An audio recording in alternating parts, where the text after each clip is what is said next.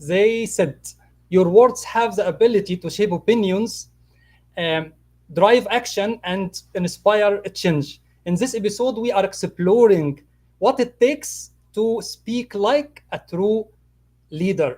Stay tuned.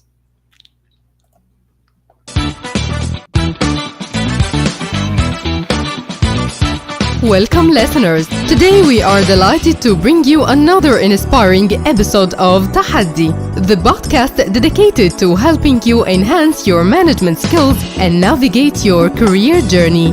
Your host, Sameh Makky, your go-to expert in project management and career coaching. Every Wednesday, we invite esteemed guests to join us and share valuable insights from their respective industries. They will provide unique perspectives and practical advice, leaving us all with a nugget of wisdom to apply in our personal and professional lives. Newcomers to our show, don't forget to hit the subscribe button to ensure you stay updated with every new release. Now, let's kick off today's engaging discussion. Stay tuned. Hello and most welcome to this special episode of Speak Like a Leader. Today we are going to unlock the secrets of powerful communication.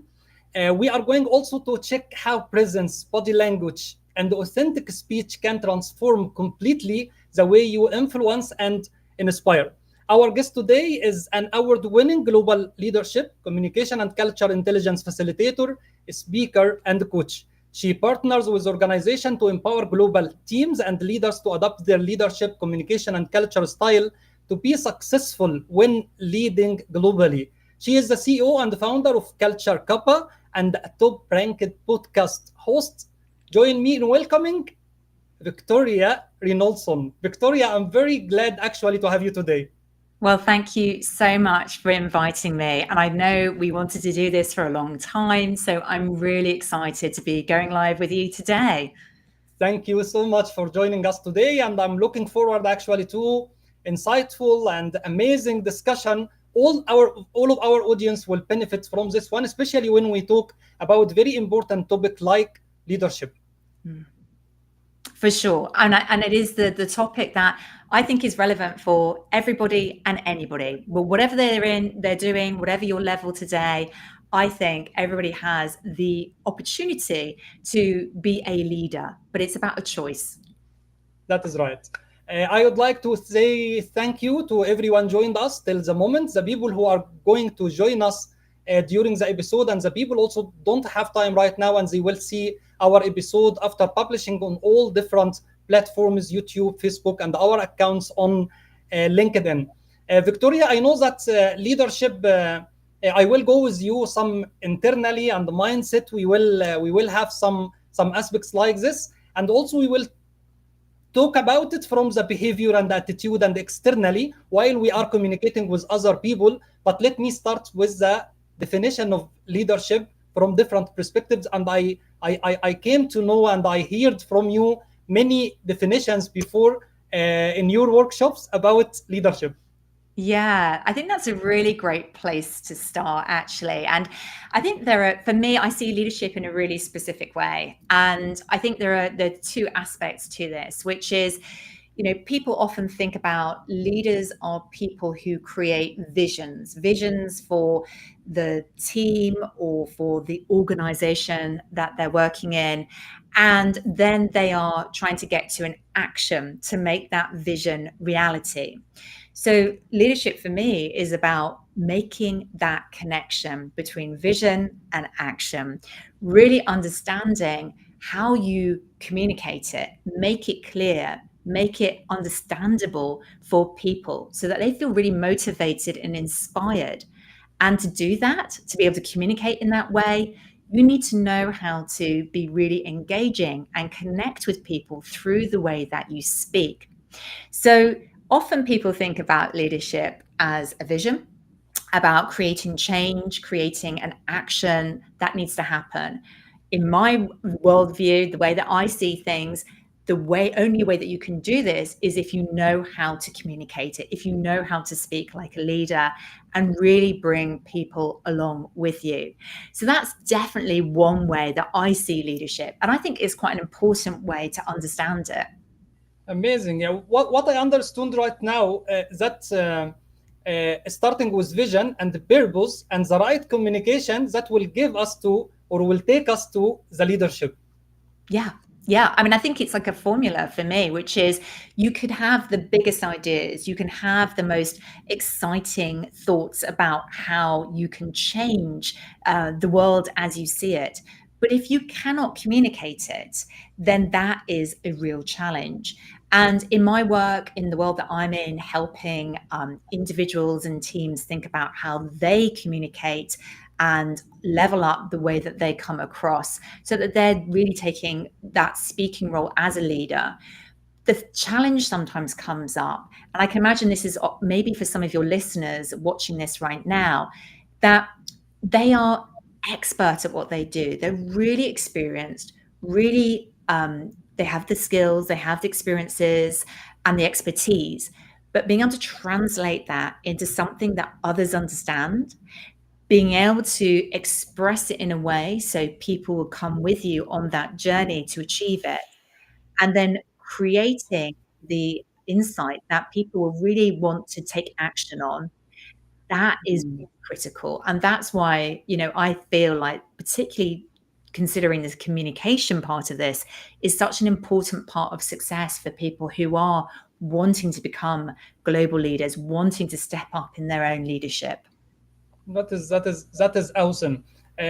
Before the live, we were saying that leadership is not only for the people who are on management position or leadership positions, but it's for everyone. Why it's important for everyone or every professional in the marketplace to say to him that yes, please go and start to work on development of your leadership skills.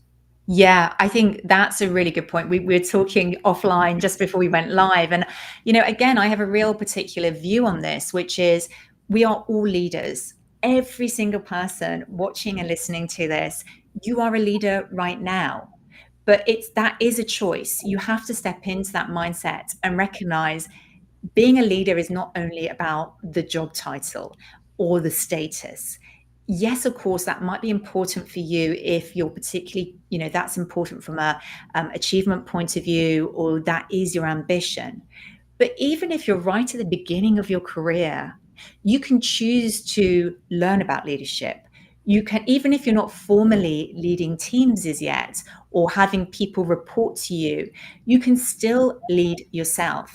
And one of the things that I've really been thinking about a lot in the last 6 months is that the world is dramatically changing.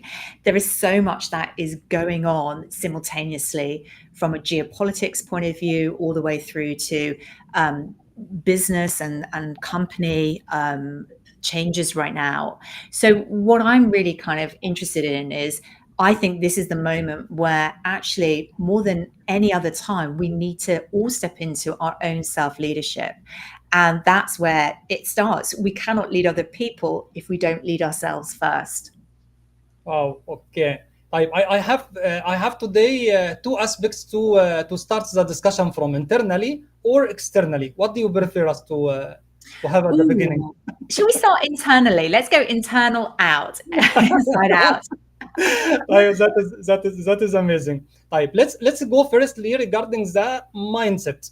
It's kind of thinking and the way of thinking in the actions you are taking from time to time in dealing with people and the communication with others, but all starts from here.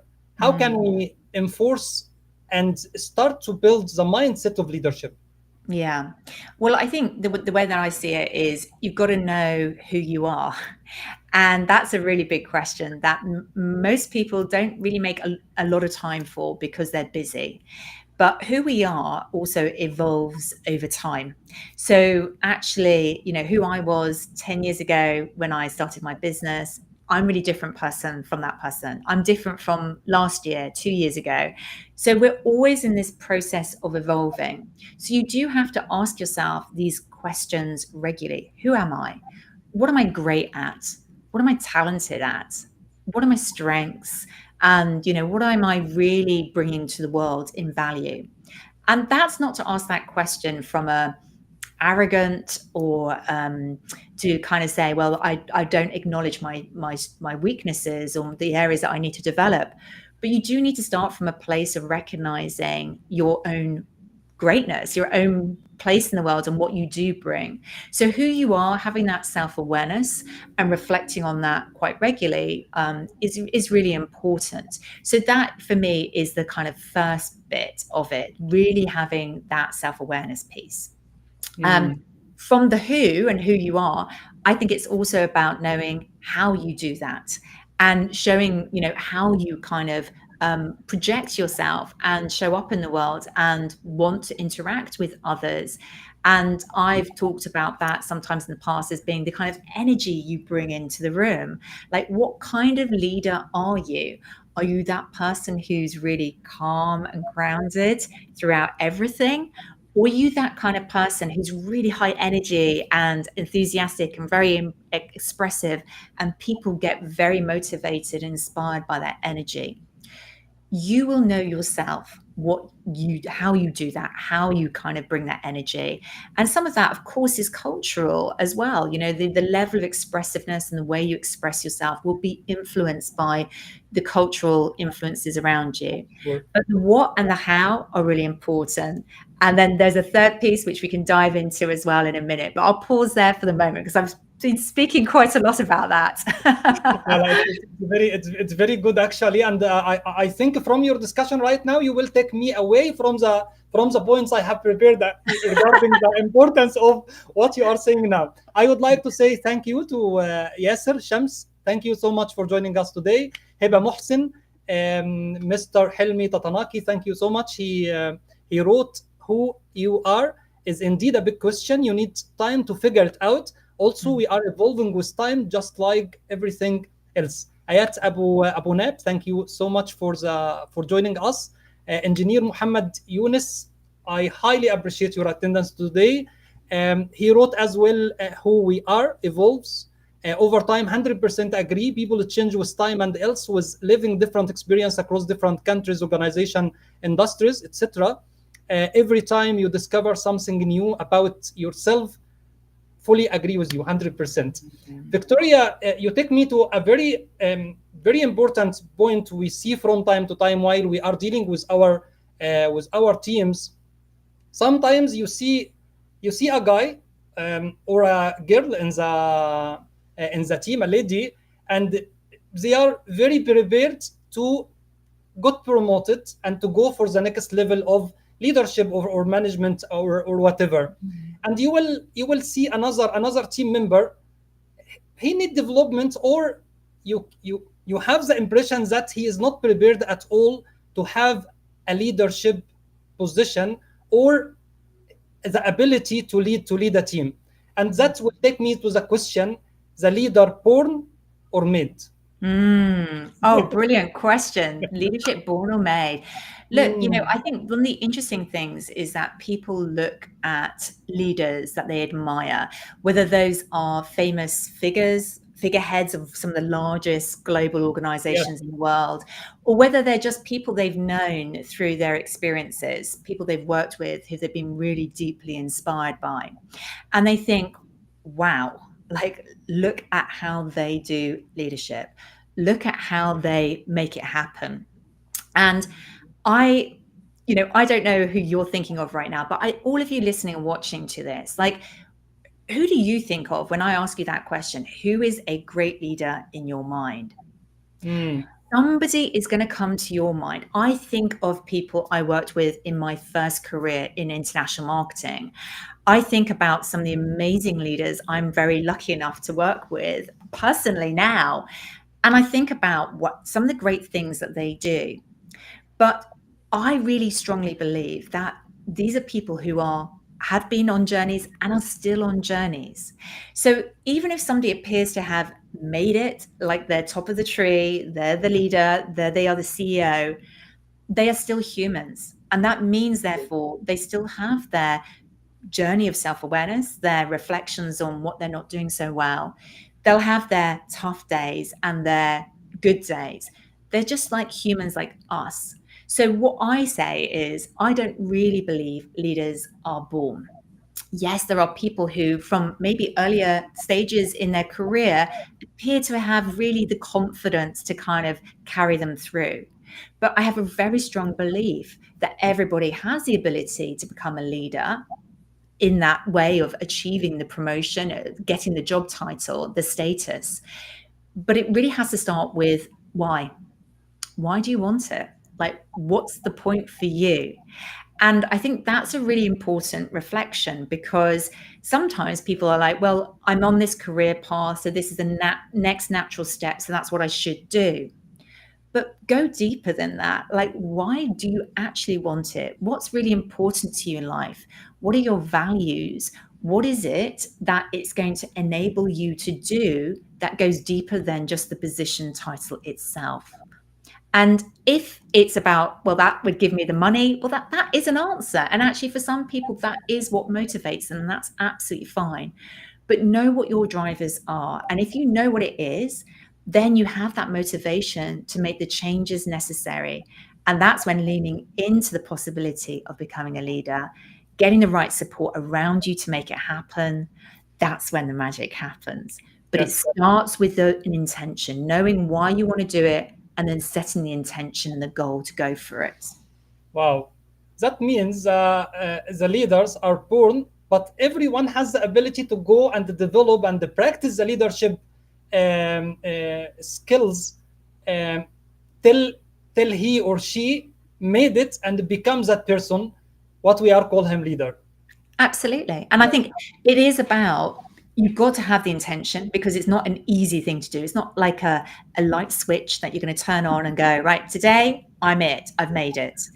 But I also want you to recognize that everybody's listening to this, that it's also like a journey. So, again, if I come back to who do you think of as a great leader, they're not going to be at that pinnacle every single day when you see them. They're going to have, if I was going to draw a graph, and this is time, like, they're going to have their days when they're not doing it the way they really want to do it. There are days when they're at that, like, they're nailing it and they're coming across and projecting it in the way they want to. But then they have a day when, nope, they're feeling low energy and they're not necessarily doing it the right way they want to do it. So I think these are really important things to recognize. Everybody is fallible. Everybody has development areas. Even the greatest leaders aren't perfect. And I think that's where we need to get away from this idea of comparing ourselves sometimes to other people, and also assuming that those people that we look up to are perfect, that putting them on that pedestal and saying, well, they must be able to do that all the time. They must have been born that way. Yes, Helmi Tatanaki agrees with you, and he is telling that I also don't believe leaders are born. Everyone is a leader. They are made. Toastmasters, where leaders are made. He is coming from the Toastmaster world. Yeah, well, that's great, and I love that kind of idea that you create that for yourself. But obviously, it's not a journey you go on by yourself. And I mean, yes, you can do a certain amount of self-reflection, but for me, it's about finding the right people around you, the right resources around you to enable that. Because some of that, as we've mentioned, is an inner journey. It's an inner game around your mindset and how you step up into thinking of yourself as a leader. But then it moves into more of the external game, which is, how do you project that? How do you communicate and speak in the way that really comes across as the leader you want to be? I will tell the audience or anyone watching us now a secret. I was asking Victoria before the live, do you have a mentor and coach till the date? She was telling me that yes, for sure. From time to time, I need some guidance from outside. And I believe in that everyone, whatever you are working, maybe you are working a global coach or mentor for executives or CEO or for any high positions like this. But you need a guidance from time to time to say to you, to reflect what you are doing. Is it right? Is it wrong? Is it you need a help or support or whatever? I will take from Helmi Tatanaki regarding the Toastmaster, and we are telling in the Toastmaster that leaders are made, and we are concentrating more on the body language while we are developing our speech.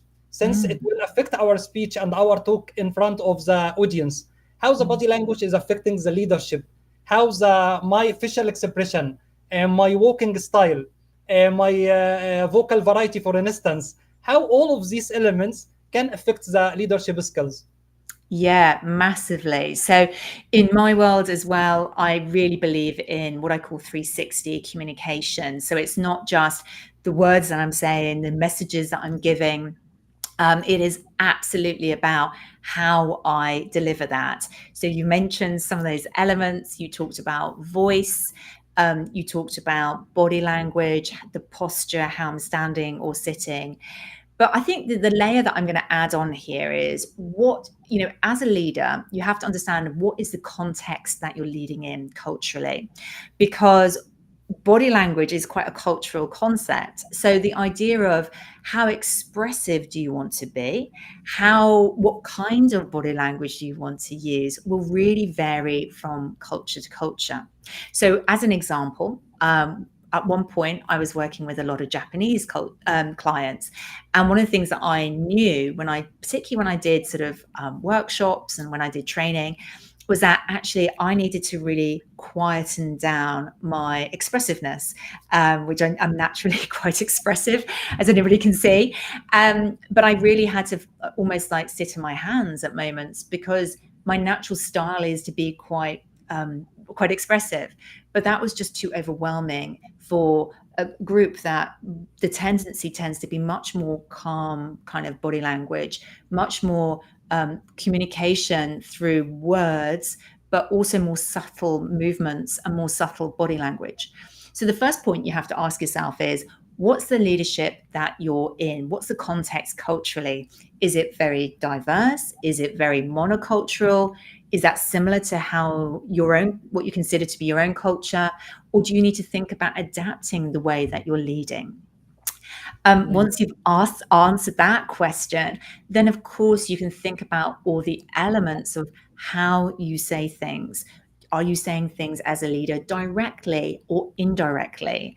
Would it be appropriate, for example, to raise your voice to demonstrate that you're really excited about something?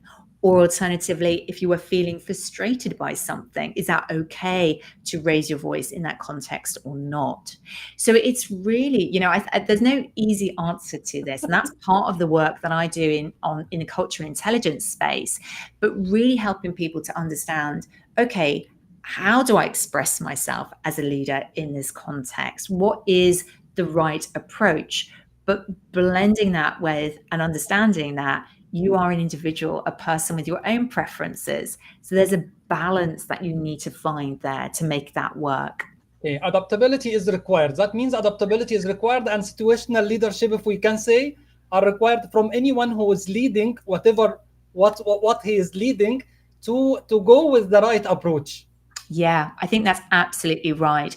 And, I think, if you're thinking more about sort of speaking, presenting on stages, or even in the virtual space, like, what we're doing now, doing lives or panels, yes, I would also be thinking about, okay, how do I project the way that I want to? How do I want to make the impression that I want? And this is where you have to be quite intentional about the energy you want to bring into a situation, right? So Yes. Let's imagine that somebody who's watching, listening, wants to, let's say they do that is their ambition to be, standing up in a conference, to be seen as a thought leader and to share their expertise. And I know that's something you do quite regularly, as you were telling me just before we went live.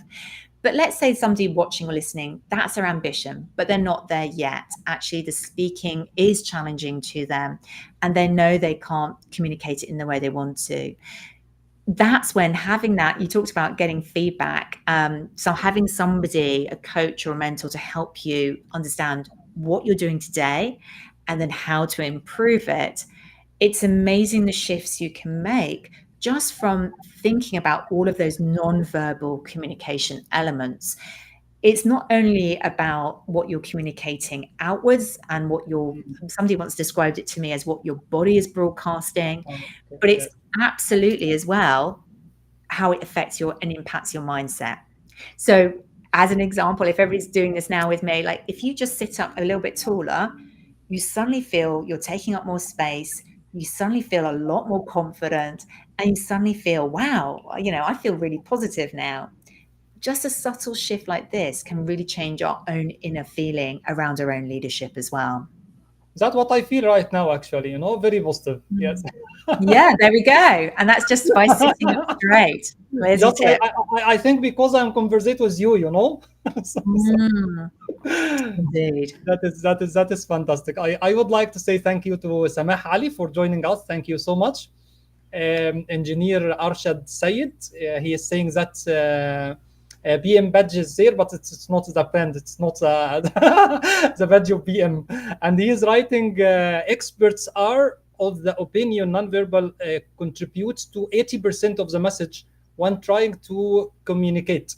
Yeah, I mean, there's different statistics out there about, what is the amount that we communicate. But I think even if you look at the research, there's lots of different statistics, but directionally, we know communication is more than just the words that you're saying, Yes, right? that is And we right. know that because actually, many people I talk to say to me when they have lots of virtual calls with people, with their team, or maybe externally with clients and customers, and people turn off their video when they're in the black screen, sometimes it's quite difficult to decipher, to decode what it is they're really thinking. Even though they say the words, it can be really difficult to Yes, work the it facial out. expressions are completely, zero. You don't know how they feel.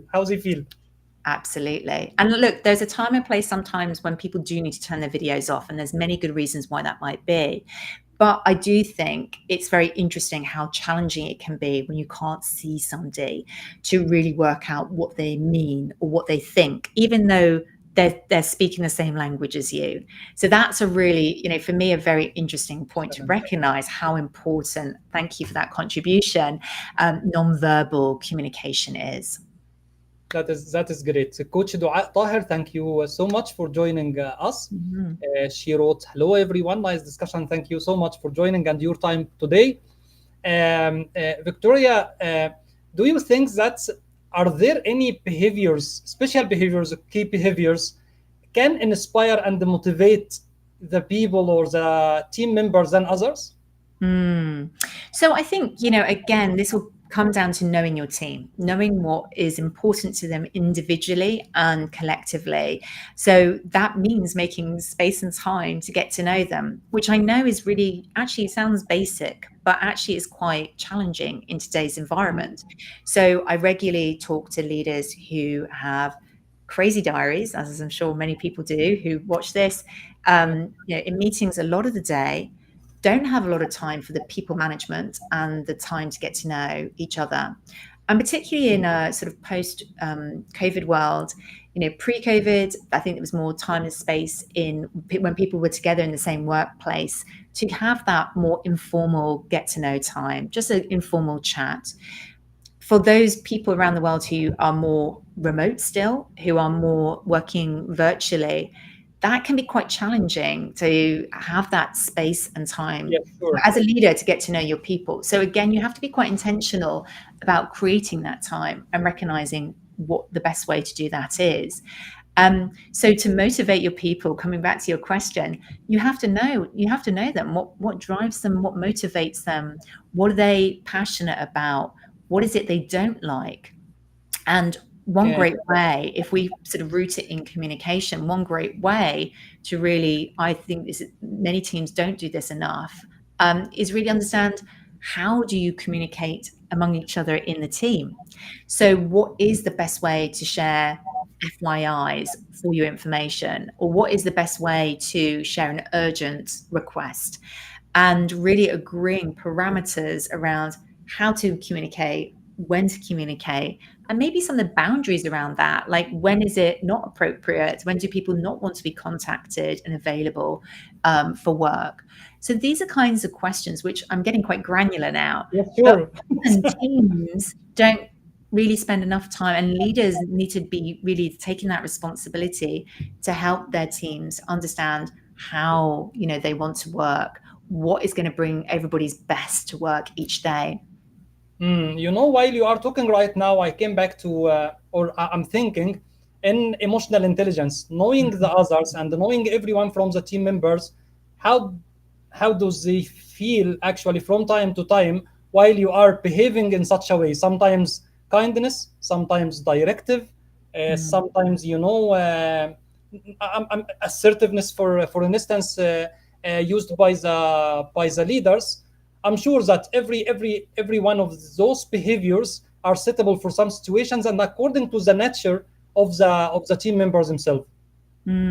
Yeah, I think that's right. And I think, it's knowing what's appropriate for each situation, right? And knowing, you talked about emotional intelligence there.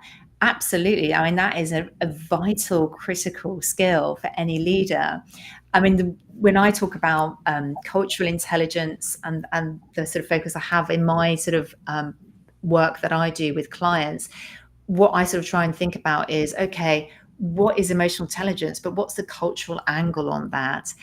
How do you really understand the emotions of others who might be expressing those emotions in really different ways from how you would normally expect them to? So the skill sometimes is, if you're working with people who are very diverse to yourself and you're leading those people, is recognizing that not everybody's happy to talk about their personal life in front of the team. Some people are very happy to share everything, about their families, about what's going on at home. They're very open, and that's really important to them to be able to share and feel safe to share that in the team environment. For other people, they're more reserved. They don't Very want to, conservative. they don't want to have that level inquiry about what goes on for them with work, and they may have a real separation between work life and what their personal life is, and they don't want those boundaries to be blurred. So you have to know what is important to your team and have that emotional intelligence to recognize there's no kind of one way of being that leader, getting to know your team. It's actually really important to really adapt yourself, which I think is the theme we keep coming back to here I today. like it. I like it. Joined us recently also Ahmed Ali Bajawi. Thanks a lot for your joining today. John Salama, he's writing, listen actively. Good leaders listen more than they speak. And I'm sure that we will come to this point as well. Actively seeking and listening to input from others is vital. Iman Salahuddin, thanks a lot for your joining. She wrote, I agree with the emotional intelligence part, as besides the part related to knowing your team, it's also essential to also consider self-assessment, regulation, etc. Victoria, while we are speaking about leadership, we cannot avoid or neglect the communication styles. I'm sure that many communication styles are there used by the leaders from time to time. How do you see the effective communication styles should be used by the leaders? And I'm sure that maybe listening, active listening, it will come within the discussion. I mean, gosh, there's so many different parts to being, communicating like a leader and the communication styles. But if we just pick up, because somebody's made a comment about listening, thank you for that comment. For me, listening, communication is a two-way process, right? It's not just me or you or whoever it is as the leader broadcasting, just talking, because your words will not necessarily be heard. So communication is a two-way process. There has to be listening first, and then there has to be communication. That is part also of emotional intelligence. That's where we have the empathy part and we understand what's going on. And I think, one of the key elements around being a leader is being able to sometimes navigate those really challenging situations, whether it's conflict within the team, whether it's having to deal with performance issues, whether it's about giving really tough feedback to somebody, but ultimately that's going to help them on their own journey towards leadership. And having that empathy, recognizing how and listening to others and how they perceive the world, but also recognizing that they're not seeing the full picture. And that part of this is also about helping people sometimes to see what they can't see. So we all have our view of the world. We all have our invisible pair of glasses and the way that we see things. And sometimes, one of the challenges is that particularly when we're under pressure, particularly as leaders, when we're in situations where we need to make rapid decisions, we only see what we know of the world. And we sometimes forget that actually others are seeing it very differently. And Mm, if we assume positive intent, if we assume that in 95%, 99% of cases, people are genuinely trying to achieve something positive, they're not deliberately trying to be obstructive or yes. difficult, then actually that can really change our mindset. And that can help us to kind of ask the question, what am I not seeing? What am I not kind of seeing in this situation? What are the questions I need to ask to unlock what might be going on for this person? What's driving the behavior and that style of communication? So, coming back to, communication, Different I styles. think a lot of being a leader is actually listening really well, asking good questions, recognizing you don't always have that full picture or have the right answer. So you do need to make sure that you are opening your mind up to what are the possibilities here? What am I not seeing? Wow, very fantastic. Arshad Said again, maybe he is commenting on the body language, and he is saying that our gesture, facial expressions, posture itself, even our poses while we are speaking, speak volume and pitch. All of that will give a completely different message or uh, different, approach while we are communicating or conveying the message to our teams. Hmm. Victoria, I know also many sub skills coming under the umbrella of leadership. We cannot say leadership is leadership skills and that's it. And Mm. for instance, solving a problem and decision making, I see, and especially in project management field, one of the critical skills any project manager should have. Um, how it comes, or how can we deal with the people, or how can we communicate actually in different situation while we have a problem we need to resolve it, while we have a situation and we need to take a decision or have a decision. Yeah. So, thinking about particularly the world of project management, which may be the world of many of the people kind of watching Yes, here, sure.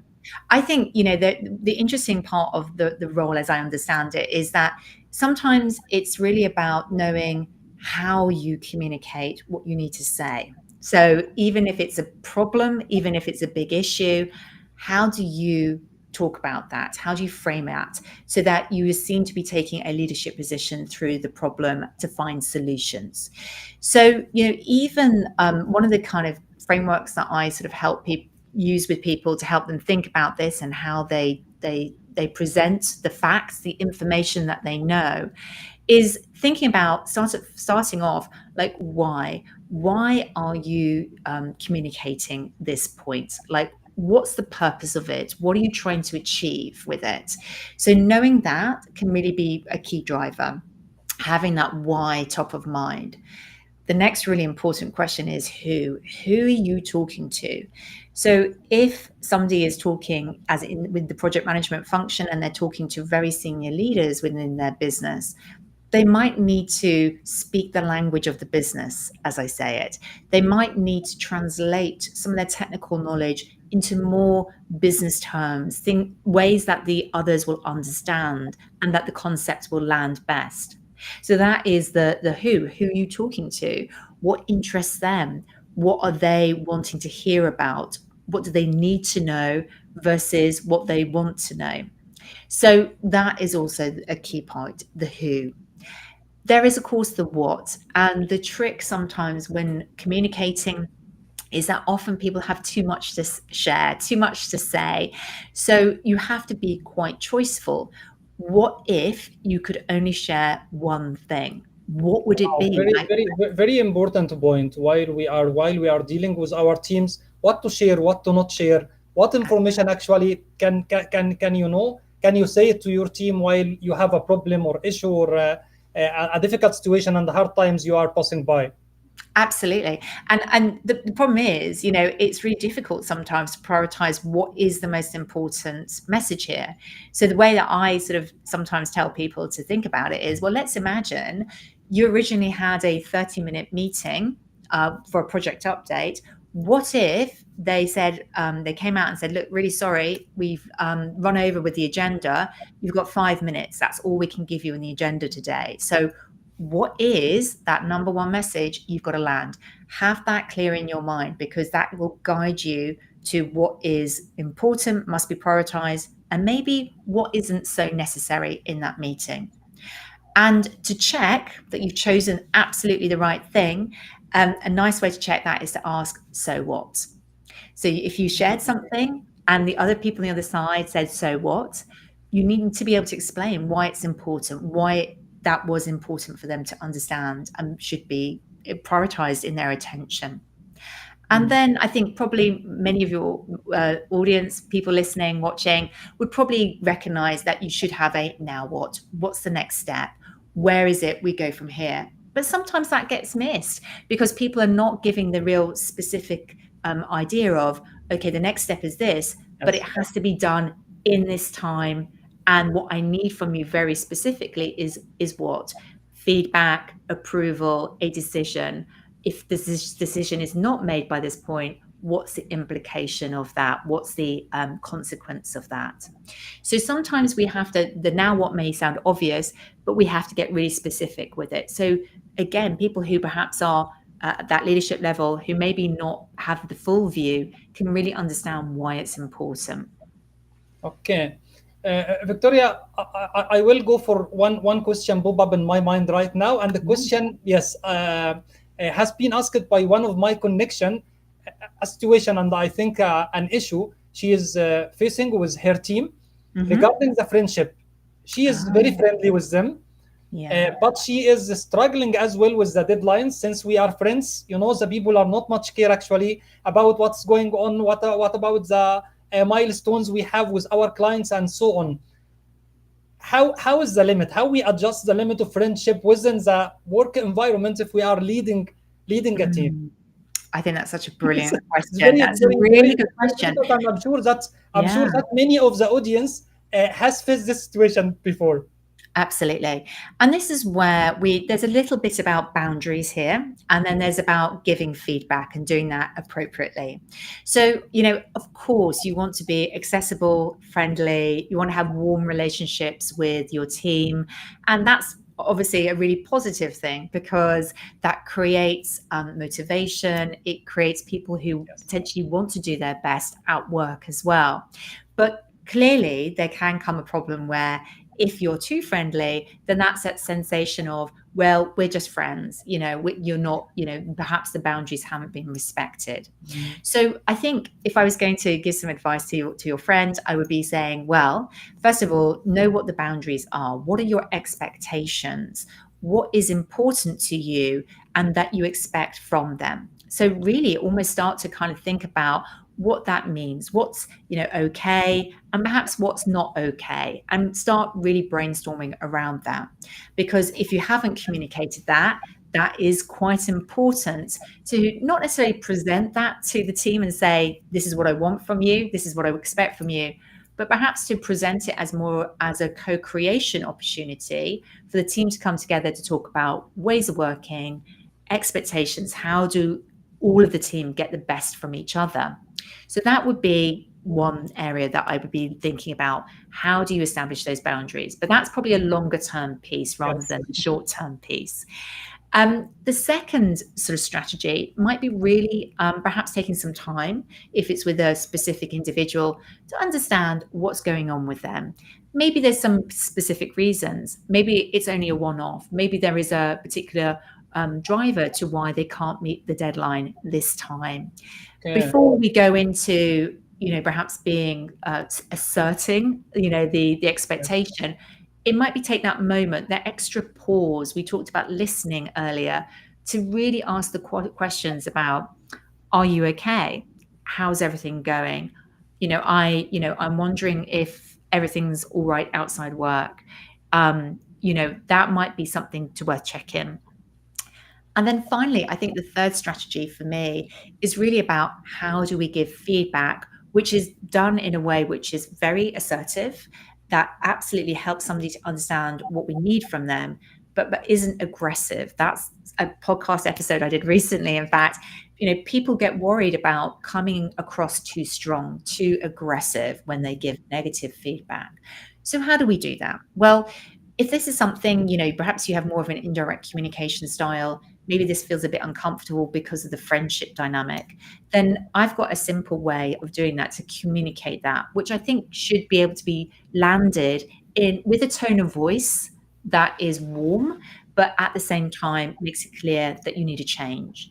And do you want me to walk you through that framework and just explain how I do that? لا, that is okay. I think we can continue the discussion even يعني outside the podcast episode to let the audience be engaged more within our topic. But I'm much interested actually to continue on this point since the situation actually I'm sure that it needs special treatment and some tricks actually to be considered by any leader or anyone who is leading team members.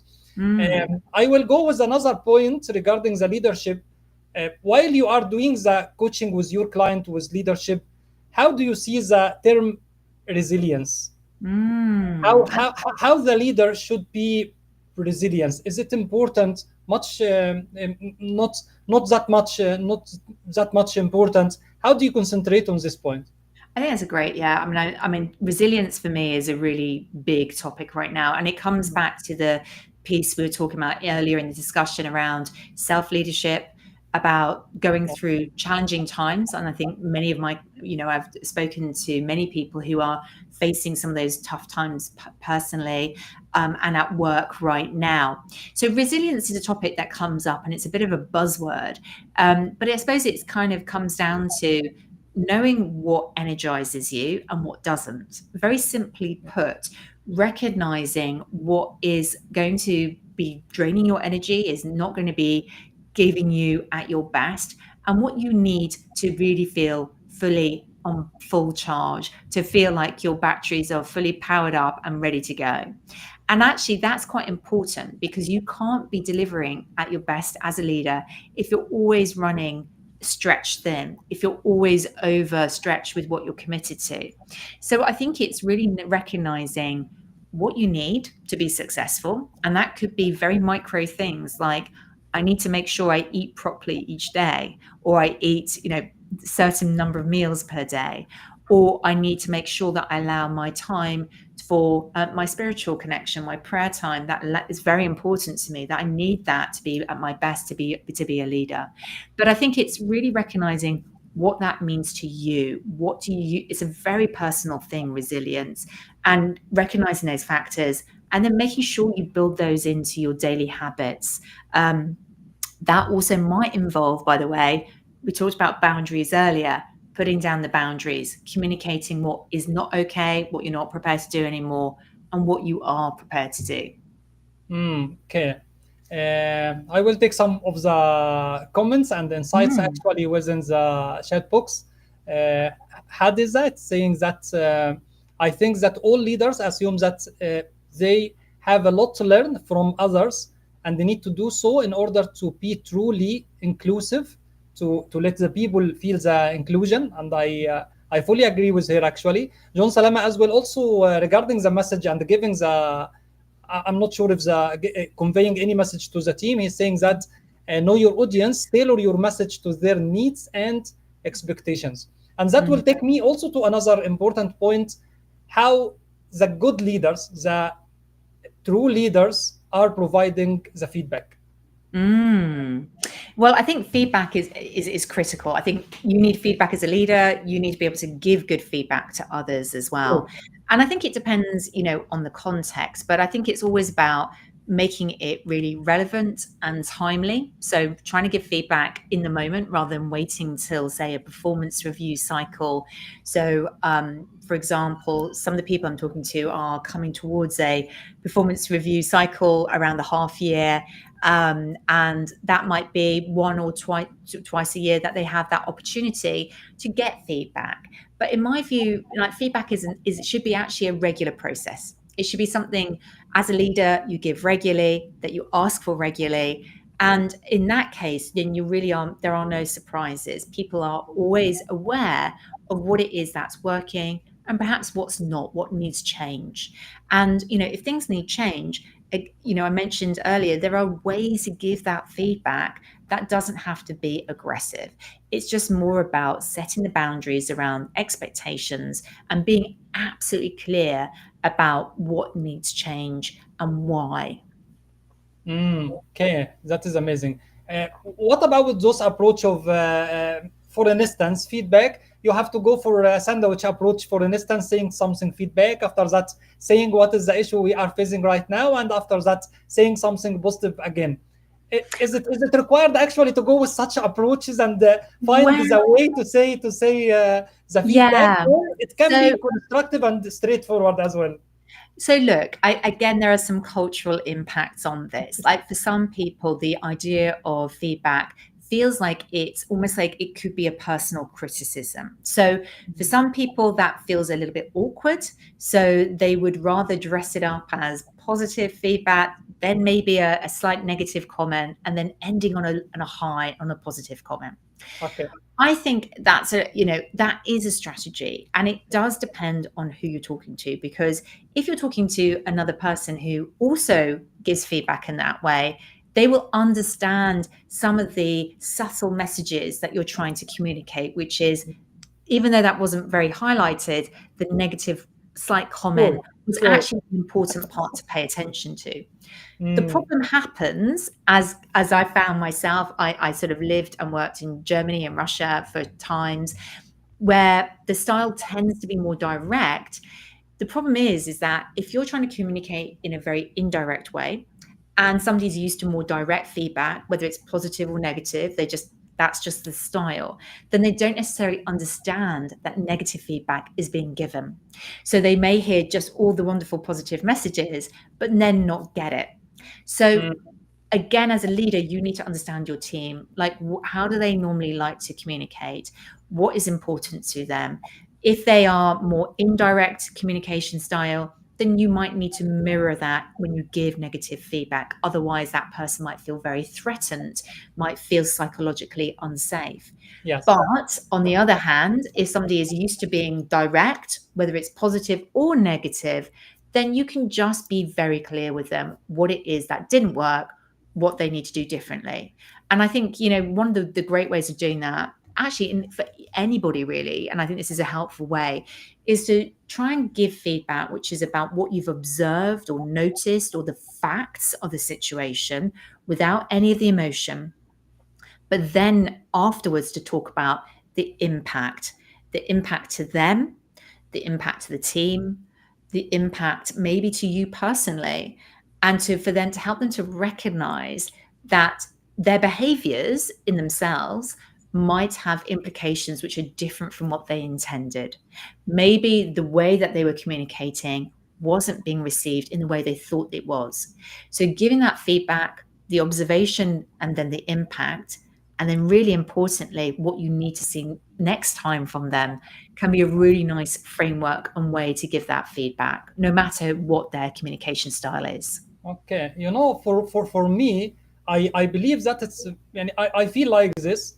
It's according to the maturity level of the person I'm talking to. If he is much mature, maybe I will go straight forward, and he will know that it's a constructive feedback, and this observation actually we need to work on directly and straightforward. But if maybe some people or some persons, according to their nature, as you are telling now, they are very sensitive, or he or she may translate this message for unsafe condition in the workplace. Maybe I will be using some indirect way to convey the observation I need to convey to them. I mean, that's it. You know what? Like, I think, that's a really good sort of differentiator sometimes, understanding kind of what the experience is and therefore how people might receive it. Absolutely. But I think the key thing is with this, with any sort of feedback, is you're looking for a change. You're looking for a differentiating factor. So that means you need to set out your expectations of what you need to see differently next time, and then ask for their feedback, like maybe feedback, but ask for their commitment and say, look, can I get your support in this? Or can I rely on you to do this next time? And I think as a leader, that asking of commitment, I think is a really great way to close up the feedback, because that gives them the opportunity to really reflect on that and to verbalize it. Yes, I commit, or no, I need to think about this. Actually, maybe this is feedback that's a bit deeper, that needs deeper reflection. Yes, amazing. It's not only the commitment, but for instance, we are putting the what is the next action which we are going to take to finalize this observation of the point, or the point which we are discussing. Victoria, I did enjoy the discussion, and I will conclude with what you have started at the beginning regarding the vision and the purpose. And I will go for one more step forward regarding how important for the leader to align the team members' goals with the big vision. Absolutely. I mean, I think if you want to create change, then the alignment has to be clear throughout the organization, no matter how small or large that organization is. Everybody has to understand their piece of it and how they are contributing, and what they're doing is actually making a really serious difference to the team, to the organization. And I think that's really important, to not only have that macro vision, the macro view of where you're heading, but also to understand how does that translate down all the way down to the most junior members of the team, so they feel they've got purpose, they understand their responsibility and what they are contributing.